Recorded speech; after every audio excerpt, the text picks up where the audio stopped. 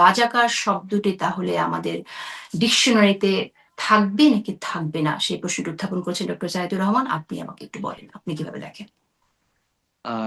এটাও বলেছেন যে প্রপারলি বলা, প্রপারলি ব্যবহার করা, ঢালাও ভাবে ব্যবহার আমরা আগে দেখেছি যে বিরোধিতা করলেই ঢালাও ভাবে ব্যবহার করা, এর অর্থ কি এই যে এই শব্দটিই থাকবে না আমাদের রাজনীতিতে? এই জায়গা থেকে আমরা বারবার যেটি বলার যে চেষ্টা করেছি, দলগতভাবে আমরা প্রথমেই বলেছি, আমরা যখন জাতীয় নাগরিক পার্টি আত্মপ্রকাশ করি, যে 1971 সালের যে মহান মুক্তিযুদ্ধের ইস্যুতে জামাতের যে অবস্থান ছিল সেটি তাদের স্পষ্ট করা উচিত।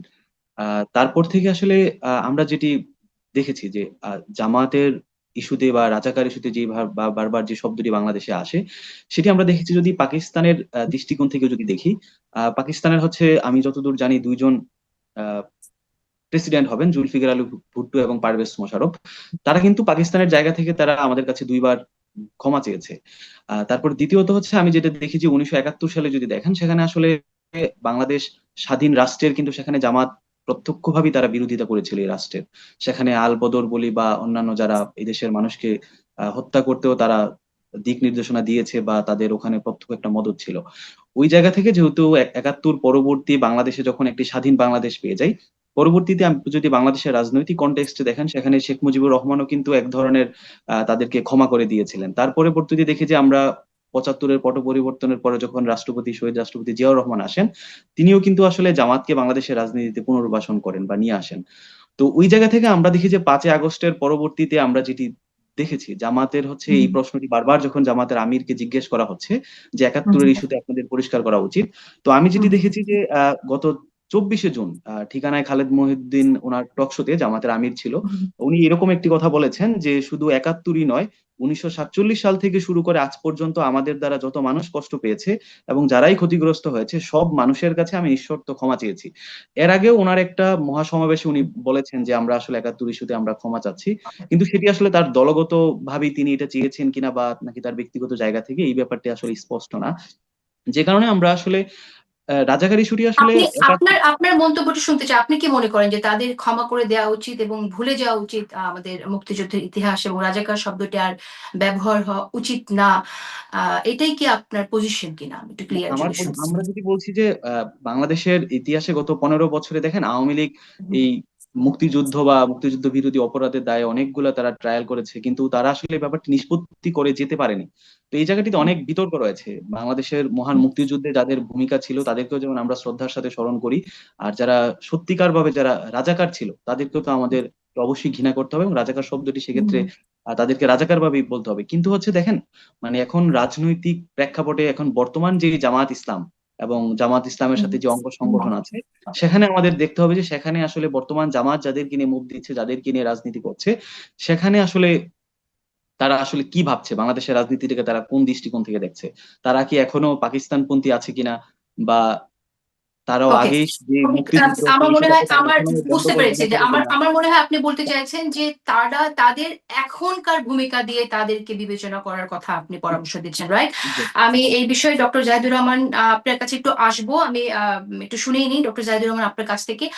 আমরা দেখলাম যে আগে তো আপনার 4 দলীয় জোট ক্ষমতায় ছিল এবং এভাবে এই রাজাকার শব্দটা তখন বিএনপির কোনো নেতাকে ব্যবহার করতে আমরা দেখিনি। এখন আবার বিএনপি নেতারা যারা এই শব্দটা ব্যবহার করছেন, সেখানে কোনো রাজনীতি আছে বলে আপনি মনে করেন কিনা? আর পাশাপাশি এখানে মোহাম্মদ মিরাজ মিয়া যেটি বললেন যে এখন আবার তাদের ভূমিকা দেখেই সেটা আমাদের সিদ্ধান্ত নিতে হবে, তারা কি আসলে সেই পন্থায় এখনো বিশ্বাসী কিনা? ডক্টর জাহিদুর রহমান। ধন্যবাদ। তারা সেই পন্থায় বিশ্বাসী বলে আমি মনে করি। একটা কথা জনাব মিরাজ যেটা বলছেন, উনি আমার আসলে স্পিরিটটা ধরতে পারেননি। বাংলাদেশের স্বাধীনতার পরও যিনি জন্মগ্রহণ করেছেন তার বয়স 53 বছর হয়ে গেছে। সুতরাং 53-র নিচের মানুষ জন্মেছেনই স্বাধীন বাংলাদেশে। এখন ছাত্র শিবিরের যারা আছেন তাদের বয়স তো সে তুলনায় অনেক কম, অনেক অনেক কম। এখন টেকনিক্যালি তিনি কিভাবে রাজাকার হন? রাজাকার আসলে ব্যাপারটা হলো একটা স্পিরিটের ব্যাপার।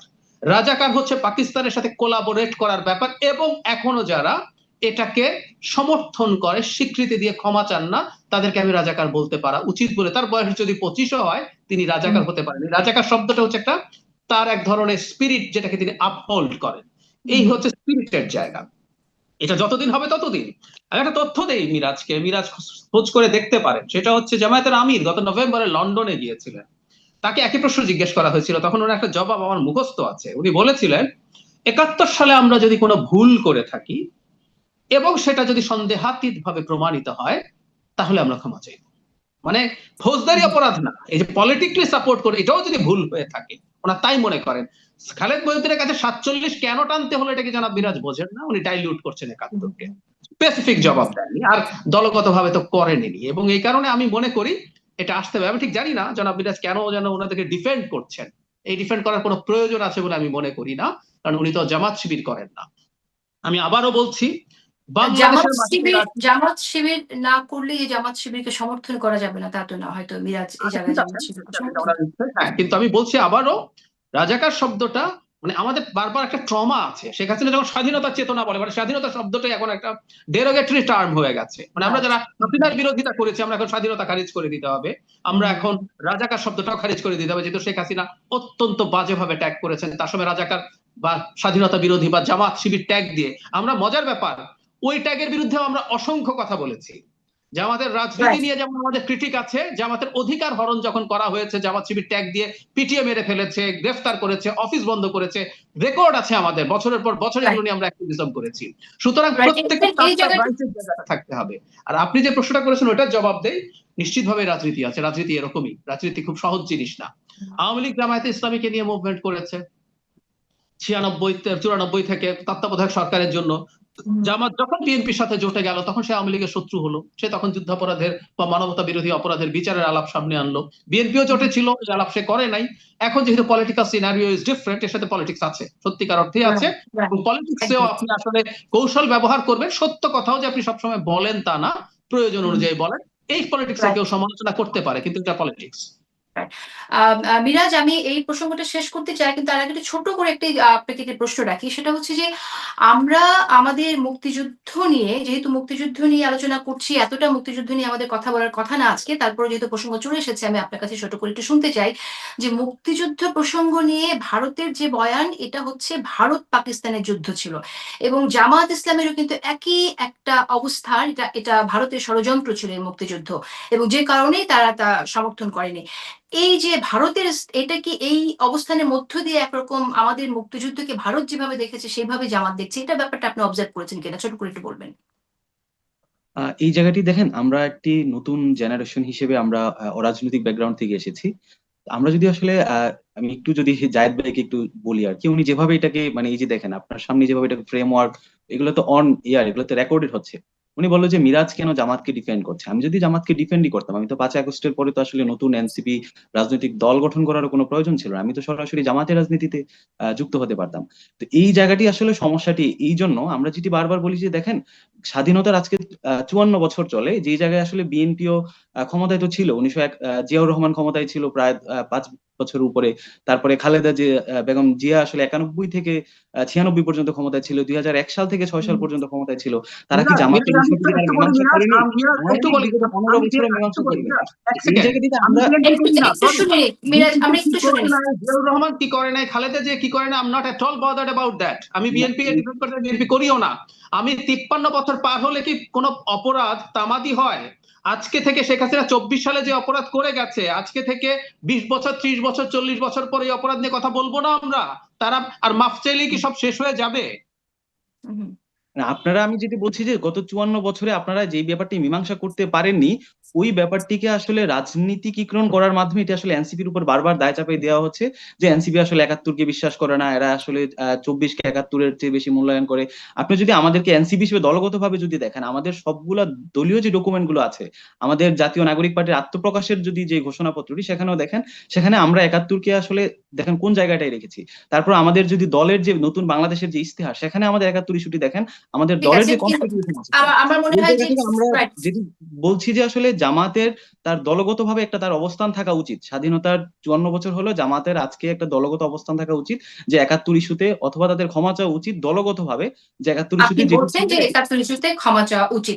মিরাজ, আমি একটু পরের প্রসঙ্গে চলে যেতে চাই। আমরা দেখলাম যে সংসদীয় আসনের সীমানা নির্ধারণ নিয়ে যে শুনানি হলো, এবং সেখানে খুবই দুঃখজনক একটি ঘটনা ঘটলো আমরা দেখলাম, এবং এখান থেকে বিএনপির নেত্রী রুমিন ফারহানা ব্যারিস্টার রুমিন ফারহানা অভিযোগ করেছে তাকে ধাক্কা দেওয়া হয়েছে। যখন কিনা রুমিন ডায়াসে দাঁড়িয়ে মাইক নিয়ে দাঁড়িয়েছিল সেই সময় তাকে ধাক্কা দেওয়া হয়েছে এবং সেখানে একরকম গায়ে হাত তোলার মতো ঘটনাও ঘটেছে, এটা আমরা দেখলাম। কিন্তু এই ঘটনাকে কেন্দ্র করে যে ধরনের আলোচনা সামনে আসছে, সেই ব্যাপারটা একটু আমি কথা বলতে চাই। প্রথম প্রশ্ন আমি আপনার কাছে একটু রাখি যে আমরা রুমিন ফারহানাকে নিয়ে আপনাদের তার মন্তব্য নিয়ে বা তার রাজনৈতিক অবস্থান নিয়ে আপনার যে কোনো সমালোচনা আপনাদের থাকতে পারে। কিন্তু রুমিন ফারহানাকে ধাক্কা দেওয়া হয়েছে সেই প্রসঙ্গে আপনাদের নেত্রী যে কথাটি বলেছে হুমায়রা নূর, যে রুমিন ফারহানাকে কেন ধাক্কা দেবে সে নিজেই তো আপনার আমি আর আমি আর কথাটাই বলতে চাইছি না। এইটা আসলে কি ধরনের রাজনীতি আপনাদের? রুমিন যখন আপনার কোনো সমালোচনা করছে, আপনারা বলছেন যে সে আগেই ভালো ছিল, সেই জায়গাটা নিয়ে আপনারা আপত্তি করছেন, অনেক সমালোচনা করছেন, ভারতের দালাল গালি দিচ্ছেন। কিন্তু যে হুমায়রা নূর এই মন্তব্যটি করেছে আপনাদের নেত্রী, তিনি যে সিআইএ এর সাথে যুক্ত ছিলেন, সেটা কি আপনারা জানেন না? নাকি জেনে শুনেও আপনারা তাকে আপনাদের সাথে রেখেছেন? আপনাদের নেতাকর্মী যদি আওয়ামী লীগের সাথে আগে যারা জড়িত ছিল তারা এখন আপনাদের সাথে এখন আছে এবং তারাই আবার সমালোচনা করছে এরকম ভারতের দালাল, যে প্রতিষ্ঠান ভারতের দালালি করছে তার সাথে তিনি সম্পৃক্ত ছিলেন বলে অভিযোগ উত্থাপিত হয়েছে। আপনার মন্তব্য শুনতে চাই, মিরাজ মিয়া। মন্তব্যটি হচ্ছে দেখেন, প্রথম ইস্যুটি আসি, যেহেতু এই 5ই আগস্টের পরে সরকারের নেতৃত্বে প্রায় 10-এর অধিক সংস্কার কমিটি হয়েছে, সেখানে আসলে নির্বাচন সংক্রান্ত যে সংস্কার কমিটিটি হয়েছে তাদেরও সেখানে একটি সুপারিশ ছিল যে সীমানা যদি পুনর্নির্ধারণ করা প্রয়োজন হয় তাহলে একটি স্বতন্ত্র কমিশন বা একটি কমিটি থাকবে যারা সীমানা পুনর্নির্ধারণ করবে, এটি আসলে নির্বাচন কমিশনের কাছে থাকবে না। তো এই জায়গাটিতে এটি আসলে আমরা পরবর্তীতে যেটি দেখি যে আসলে এই বর্তমান যে নির্বাচন কমিশন আছে তারাই আসলে সীমানা পুনর্নির্ধারণের বিষয়টি হাতে নিয়েছে। তো ওই জায়গা থেকে গতকাল যেটি হচ্ছিল সেখানে আহ জনাব রুমিন ফারহানা তিনি যেটি করেছেন, তিনি সেখানে একটি স্পষ্টতই একটি মব ক্রিয়েট করেছেন। আপনি যদি দেখেন সেখানে সিসিটিভির ফুটেজ আছে এবং সেই প্রোগ্রামটি লাইভ চলতেছিল, হিয়ারিং অনুষ্ঠান। সেখানে আসলে রুমিন ফারহানাকে যে ধাক্কা দেওয়া হয়েছে সেরকম কোনো স্পষ্ট কোনো এভিডেন্স তিনি দেখাতে পারেননি বা আপনিও দেখবেন না। যেটি উল্টা দিকে যেটি দেখা গিয়েছে যে ওখান থেকে আসলে যখন অন্য আরেকটি পক্ষ রুমিন ফারহানার বক্তব্য শেষে তারা বক্তব্য দিতে আসবে, তখন রুমিন ফারহানা আসলে তিনি হাত দিয়ে ইশারা করছেন যে তাদেরকে আটকাও বা তাদেরকে মারো। তো এই জায়গাতে এটি কিন্তু এভিডেন্স আছে। তো এই জায়গা থেকে আসলে যখন এই পর্যায়ে ব্যাপারটি চলে যায় তখন আসলে আমাদের ওখানে মানে ইনস্ট্যান্ট এই যে আপনি বললেন যে হাত দিয়ে ইশারা করেছে তাদেরকে আটকাও তাদেরকে মারো, এটা কি আপনার একটু প্রসারিত ব্যাখ্যা নাকি আপনার আমি বুঝলাম না, আমার কাছে এটা এটা তো দেখে কিন্তু স্পষ্ট, এটা মনে এটা হয় না যে মারো এরকম না, এটা কোনো এটা মেসেজ ভিডিওতে দিচ্ছেন। আছে, তিনি এভাবে দেখাচ্ছেন যে ওদেরকে আটকাও বা ওদেরকে কিছু একটা করো, এরকম স্পষ্ট দেখাচ্ছে, কিন্তু ওখানে তো এই ওনাকে যে ধাক্কা মারোটাকে দিয়েছে। আপনি কল্পনা করে নিচ্ছেন কিনা যে মারতে বলছে, এটা কি আপনার না, কল্পনা? না, উনি যেটা বলার চেষ্টা করলেন যে ওনাকে ধাক্কা দেওয়া হয়েছে এরকম তো কোনো এভিডেন্স সেখানে নেই। তো ওই জায়গাটি থেকে দেখেন, হুম, আপনি যেটি বলেছেন অ্যাডভোকেট হুমায়রা নূর উনি গতকালকে একটি টক শোতে ছিলেন। সেখানে আসলে রুমিন ফারহানা দেখেন তিনি যেটি করলেন, হাসনাতকে নিয়ে দুইবার, প্রথমে তিনি বললেন যে হাসনাতকে ডাকাত হিসেবে তিনি ইয়া করলেন, আজকে আবার তিনি তাকে একটি অত্যন্ত বাজে একটি শব্দ, আমি সেটি উচ্চারণ করতে চাই না, সেটি আজকে তার ফেসবুক পোস্টে লিখেছেন।